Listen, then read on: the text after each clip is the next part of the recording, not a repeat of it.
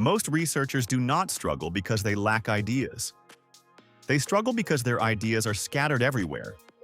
One PDF here, one half-written paragraph there, 10 open tabs, random notes, missing citations, and a document that looks at them like, "Good luck, bestie." In this video, I'll show you how to use CitedEvidence AI Everything Writer to create, edit, improve, cite, and manage an academic document inside one workspace. First, open Google and search for CitedEvidence. Now click the official website.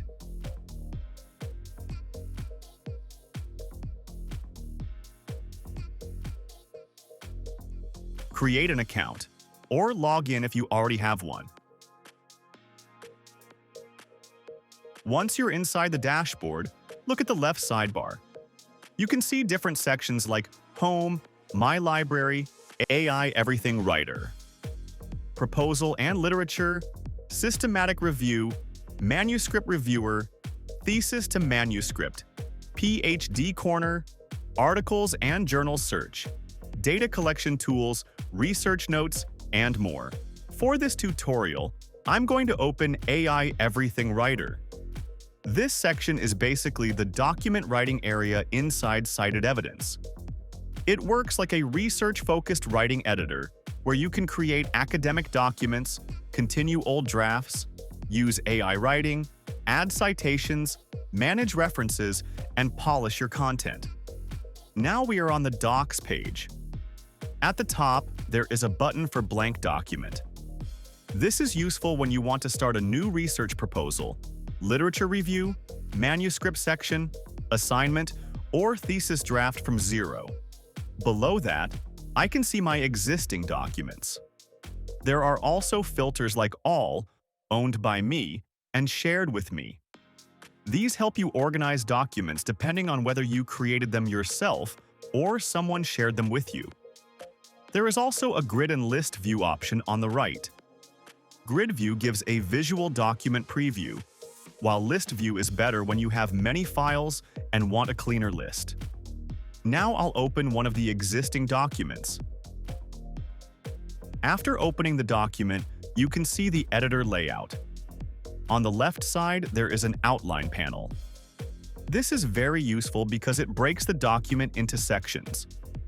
For example, here we can see the title, Abstract, Introduction, Background, Literature Review, and different subsections. This makes it easier to move around the document instead of scrolling forever, like we are searching for lost treasure. In the center, we have the main document page. This document is a research proposal titled, Impact of Environmental Awareness on Plastic Waste Reduction Practices Among Urban Households. Below the title, we can see the document begins with the abstract.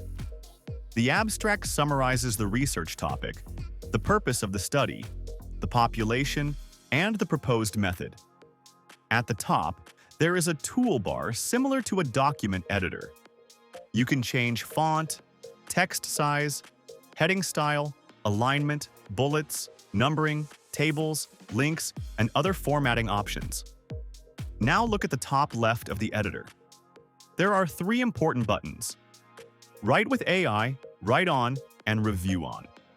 The Write with AI button helps generate new content.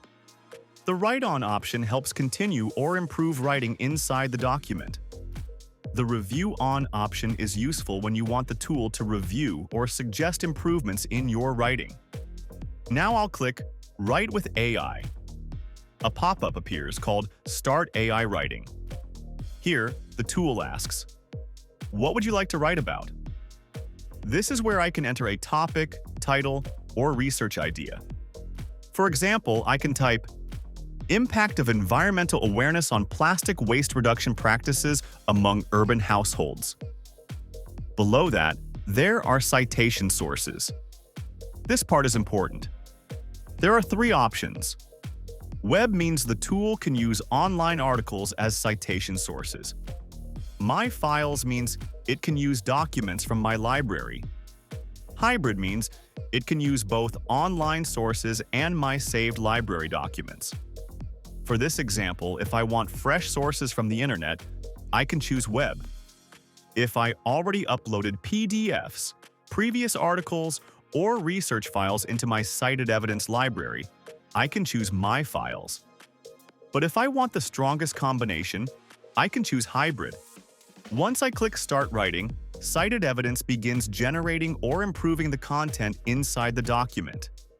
You can see a small writing indicator near the text, which shows that the AI is working. This is useful when you want to expand a section, rewrite a paragraph, make the content more academic, or continue a proposal without starting from scratch. Now let's look at the citation style option.